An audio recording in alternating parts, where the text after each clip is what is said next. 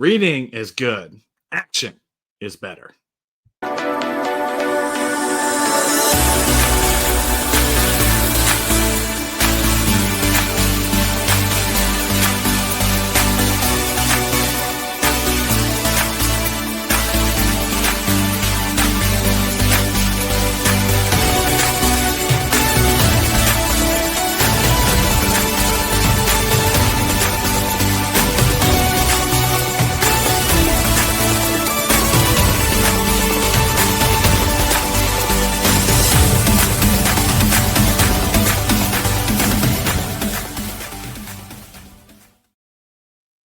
What is up, champions? Welcome to another episode of Champion Reads, where we talk about best-selling books and their best principles to help you out with your best life.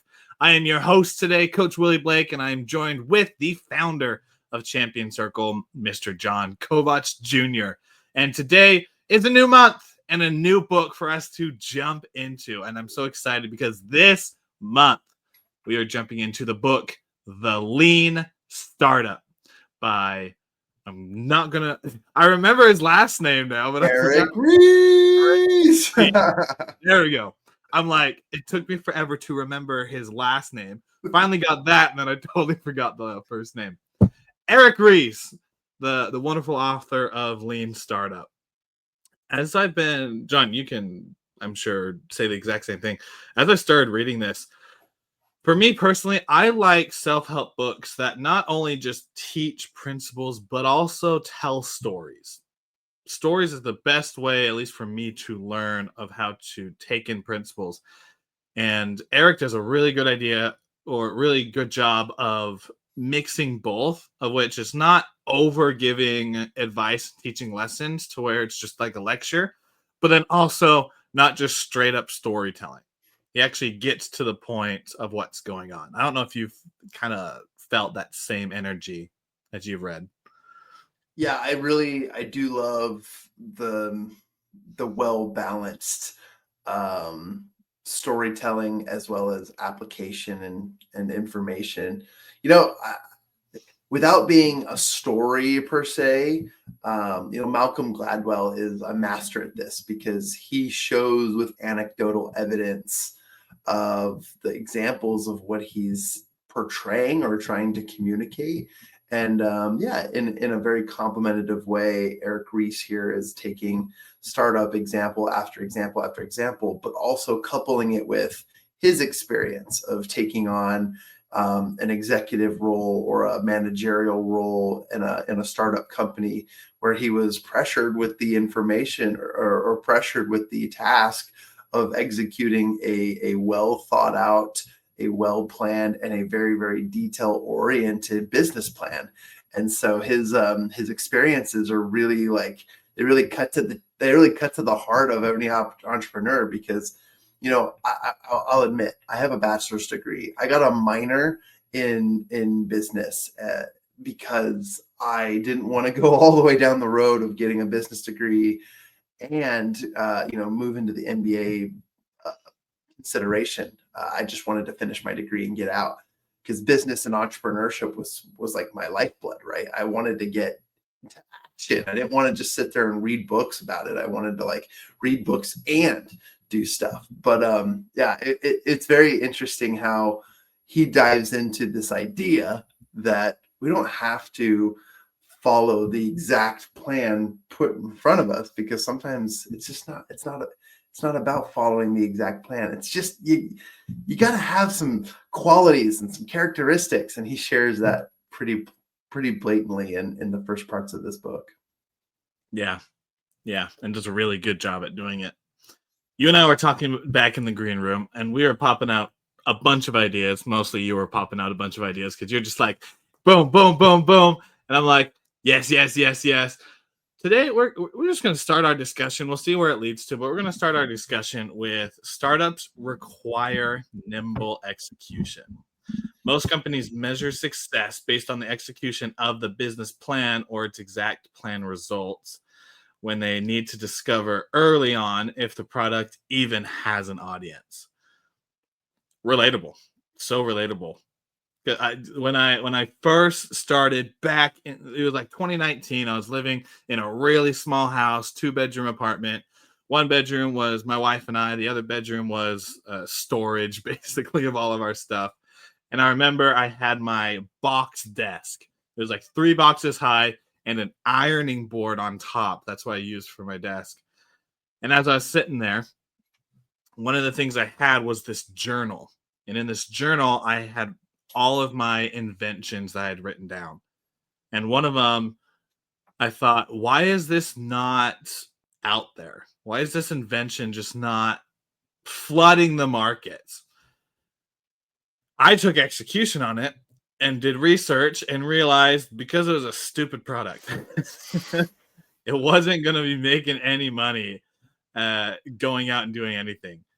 And I wouldn't have known. I would have been like, this product just needs to go out there if I continued to be in the planning stage instead of just executing and actually saying, do people really need it? For that, the answer is no. For you champions listening and watching and your businesses that are doing, does your product even have an audience? Doesn't need it. Are you putting in the research? Are you putting in the execution of what you're doing? So that's what we're gonna start off with today, which startups need nimble execution. What are your thoughts, John? Well, I've got a few stories, but yeah, they truly do. I'll iterate that point because they truly do need nimble execution. In every startup that I've been a part of, I mean, I go to the office and there is no daily plan. There is no schedule. It's literally dumpster fire after dumpster fire that you have to put out every single day because you're just trying to stay afloat, right? You're just trying to make things happen. But on top of the dumpster fire mess you've got on hand, you do also have important tasks to fulfill in order to accomplish what your goal is. And that's vital. That's such an important piece to the entrepreneurial startup vision. I got to go back, like the process of creating an idea as a visionary myself and as somebody who just loves to start things. I mean, that is a drug in and of itself. Like, it is such an addictive drug to come up with really cool, fun ideas. And then to say, yeah, that there's no way that can't work. Like that's definitely going to make millions of dollars. That's definitely going to, just take over. Here's my blind example. As I just brought up that I got a minor which means nothing. It just means I took a bunch of credits and courses in the business and they give you an honorable mention, but it doesn't even go on it goes on your transcript, but not on your diploma. Anyways, I took some business classes and one of them was a web development class. And the senior project was to develop your own app. And I had this brilliant idea. At least it was brilliant to me. And it was, I needed to solve a problem. The problem was there are too many unhealthy people and too many students are getting sick because lack of sleep, lack of water, and they're just drinking like energy drinks and coffee. And so I was like, well, let's incentivize students to drink more water so that we can get rid of this terrible misfortune of being sick during finals. So I decided that we're going to name the app Pee with Friends. And already it's got a lot of red flags. But Pee with Friends was supposed to be an app that measured your water consumption and compared it to the water consumption of your other friends. And basically it was triggered by the amount of times you went to the bathroom. It recorded the number of ounces consumed as well as basically like ounces released, and it would just tell your friends like, hey, so-and-so, they went to the bathroom twice this morning, they're healthy, and it seemed like such a good idea. And even me trying to explain it to you guys to listen to it right now makes me feel so stupid because it was an idea, but I was so sold that this was truly the answer because It was gamified. It was competitive. It had rewards. It was such a cool idea at the time. And, I thought, it doesn't matter if it's stupid or not. I'll just market the heck out of this and people are going to download it and I'll make some money. Well, it sunk to the bottom of the Titanic's ocean, right? It's just like, it truly did not have any take. And I got like a B+ on the project. No matter how good the plan is, the product has to have an audience. We kind of learned that last month when we were talking about the previous book we were reading. We have to attract the audience that wants our product. No one wants to share personal information that they're in the bathroom peeing with their friends. Like, no one cares about that. And so I should have seen those signs early on. But again, it is so addicting to go through the creative process of thinking, I have the most brilliant idea. However, there's steps and processes to this. So without like crushing your dreams and crushing your creativity, like be able to table the creative thought process and also be able to build the bridge between application. It's just like the quote you said at the beginning of this episode, Willie, like reading is great, but action is better. And so truly, I was really excited about the creation process, but the action of actually making this a viable product just didn't come through. I was literally watching my favorite TV show, Brooklyn Nine-Nine, the other day. It's usually my like background music, but Jake Peralta, the character, Jake Peralta, he's like, he was talking about like a new product. And he's like, yeah, I don't know anything about business, but here you go. Here's an idea. Let's do this, and that. And then because it was so creative and it was just making fun of entrepreneurs everywhere, it was like a string of ideas that like seemed like a sprout of incredible creativity. He's like, wait, should I stop being a cop and do this? Like, this seems like $1 million idea. And the whole audience watching the TV show is laughing because they're like, like, we can all relate. We've all had that idea where like we open the fridge and we're like, milk and orange juice, put them together. It's $1 million idea, right? Like something so stupid, but yet we convince ourselves. Anyways, I got off on a tangent there, Willie, but truly, as anecdotal experience shows, like you can be excited about anything, but if they don't have an audience, if it's not a good product, then you kind of start from zero. Yeah, that reminds me of when you're talking about mixing stuff. I loved as a kid, and I guess I still do love doing it now. I love mixing sodas, like different type of sodas. I thought of myself as this mixologist growing up. Whenever I go to like a pizza joint or fast food place or restaurant, I'd always go up and just mix all the sodas, or at least, whatever sodas I wanted, just to see like what the taste was of it. And so I remember being at my house when I did this. I mixed orange soda, I'm not going to say any brand names, orange soda with root beer and then some Sprite with it. Mix it all together, and I'll tell you what, that's the first time I've ever tasted a bubblegum flavor soda by mixing those three things. And I wouldn't have gotten there if the 4 years before that I wasn't just completely crazy and mixing sodas. But even now, literally, we have a soda shop right next to our place. Whenever we go there, we get the kids the Baby Shark drink and the Pink Perfection because my little girl loves pink. And then I always get the Uncle Sam, which the Uncle Sam is blue raspberry, and then I can't remember the rest of it. But the sodas, it's usually Sprite. I have two favorite soda combinations. I love Sprite and Powerade, just because like a little zest of Powerade. But my ultimate favorite is Sprite and lemonade. So every time I go there, I'm just like, can we do half Sprite, half lemonade? Because it is, in my opinion, the best combination of soda. And I thought, this is a great idea, but I didn't execute on it. Little did I know that I believe Sprite actually came up with a drink that is a mixture of Sprite and lemonade. Years later, like a decade later, after me figuring out that this was the best thing in the world, all of a sudden, this other company realizes it too, and they went out and they're making millions of dollars off of it. And I'm like, dang, if I only executed, if I only actually did it. So when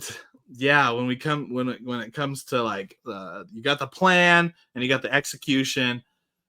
If you don't have an audience for it, the plan doesn't work as well. And if it does work, but you don't create a plan to be able to execute with it, then you're high and dry as well.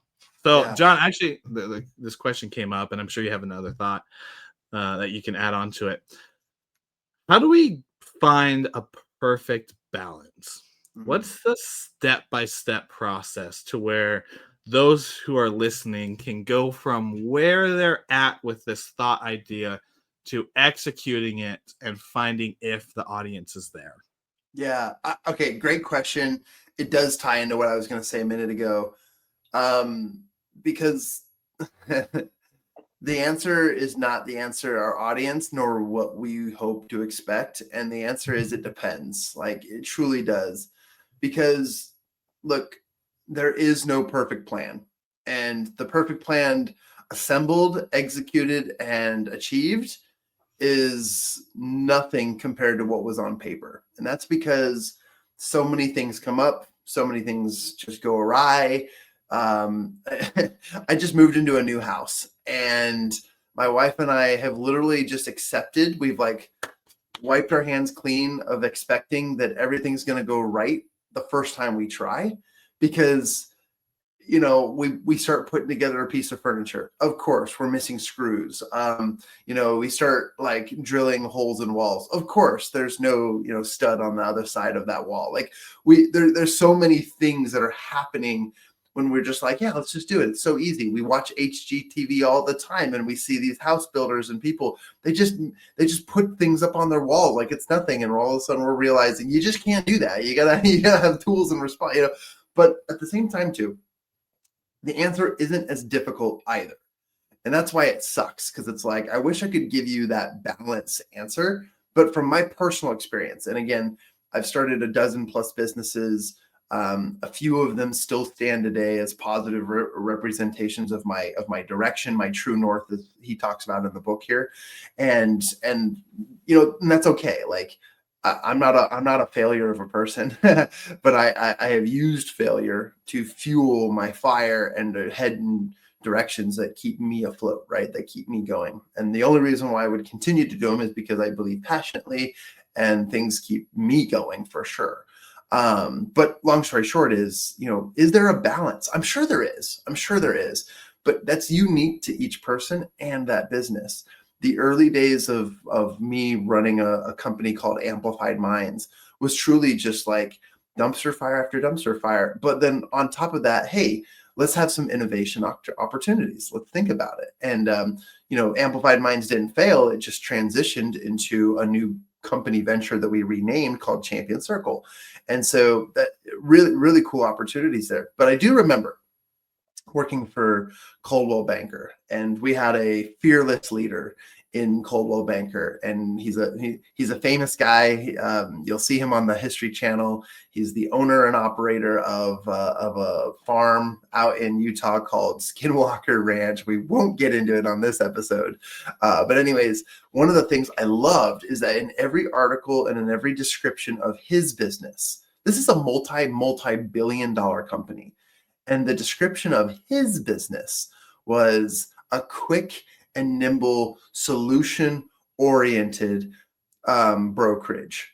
And I always thought that was interesting. Like, there are so many other creative words out there, but he always said quick and nimble, meaning we find solutions fast, and sometimes they may not be the perfect answer, but they're just the answer that we need to bridge that gap. And so to answer your question, Willie, for me, balance is about quick and nimble. It's how quickly can you find a solution, not the solution, because if you remember by Wayne Dyer, here's your way, here's my way, the way doesn't exist. So find a way, right? Find something.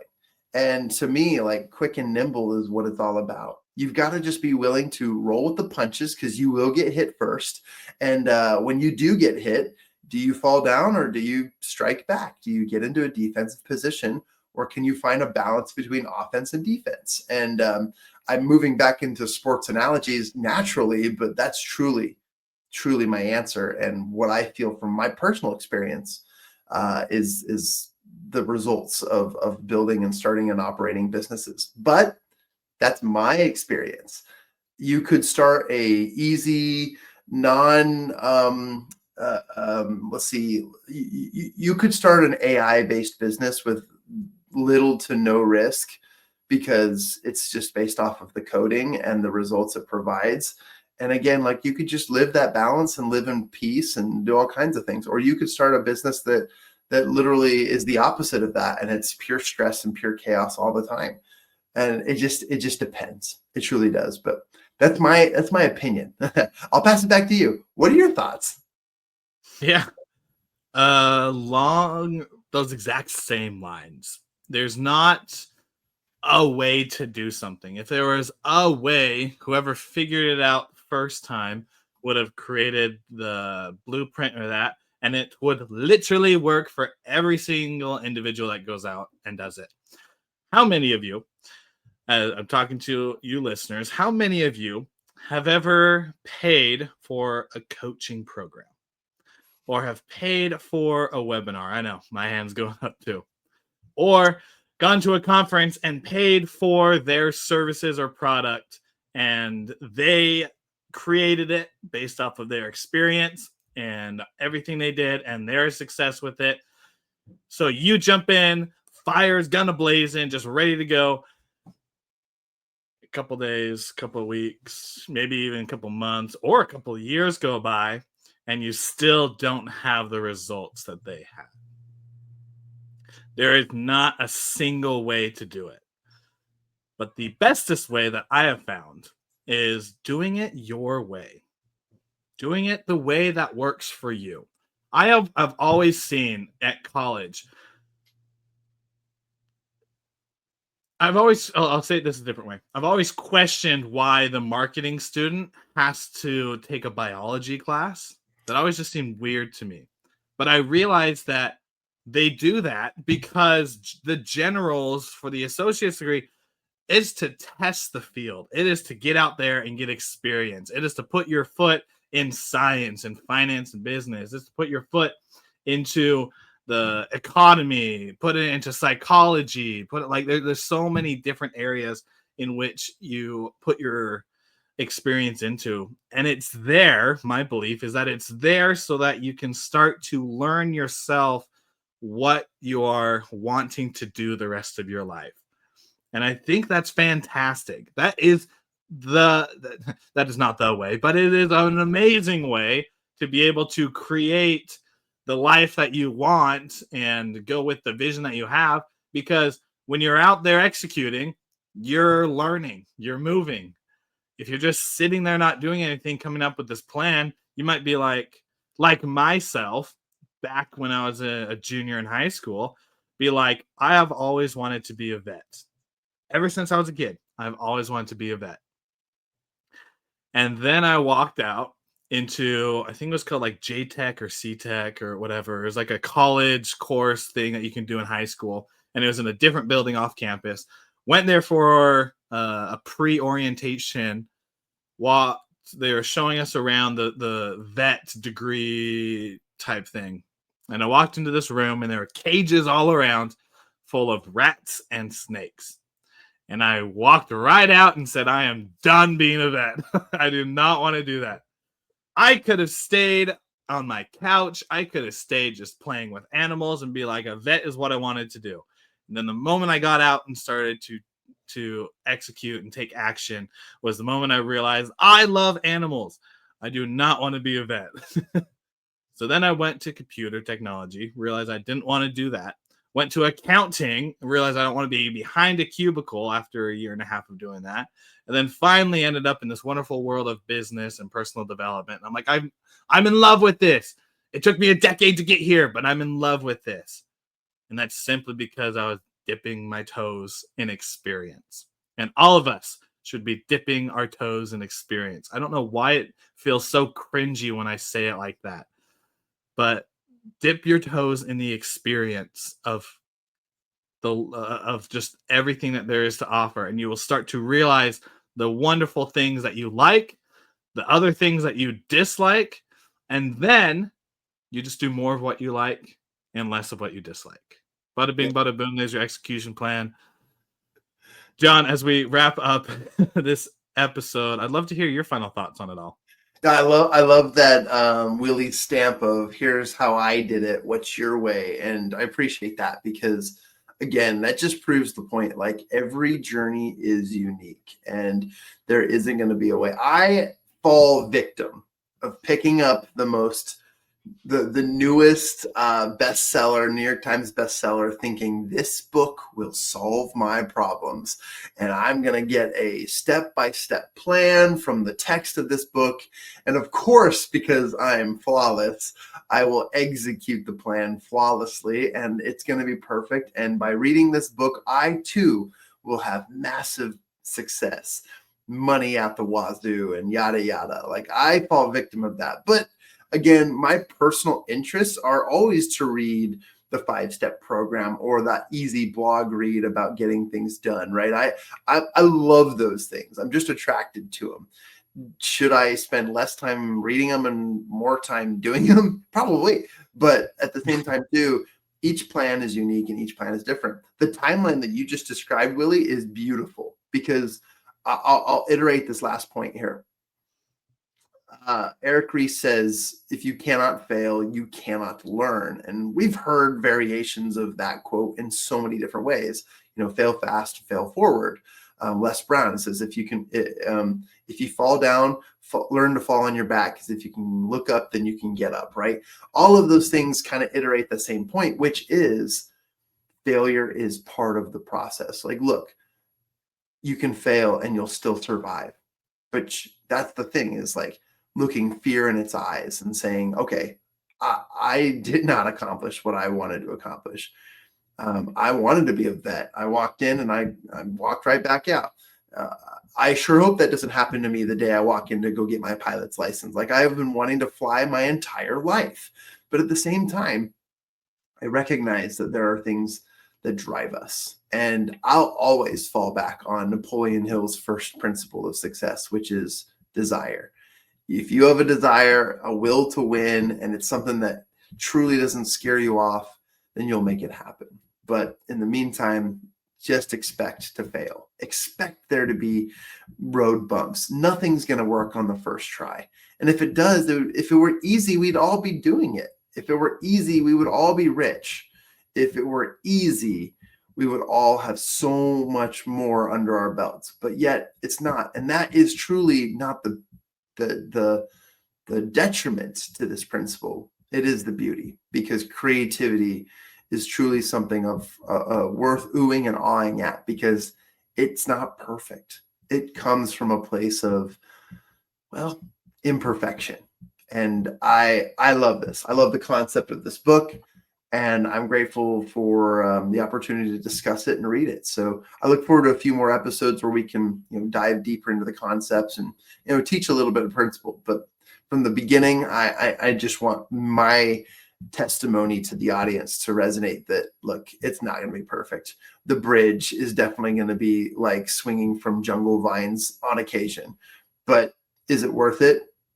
Absolutely. Absolutely worth it. Well said. I'm excited too. I'm excited to get more into this book. It has so many different things that we can jump into the next several episodes. But for this one, there you go, champions. There is an overview, as well as just when it comes down to the execution. Do it your own way, because that's truly the only way that's right for you.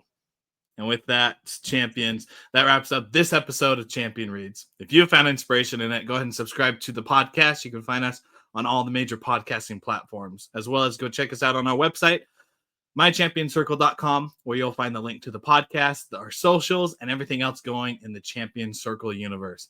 Until next time, champions, continue to be awesome champions you are. Continue to execute on what you're doing. And always remember that there are so many different ways to do stuff, but the best way is your way. So take your way. We'll see you on the next episode of Champion Reads.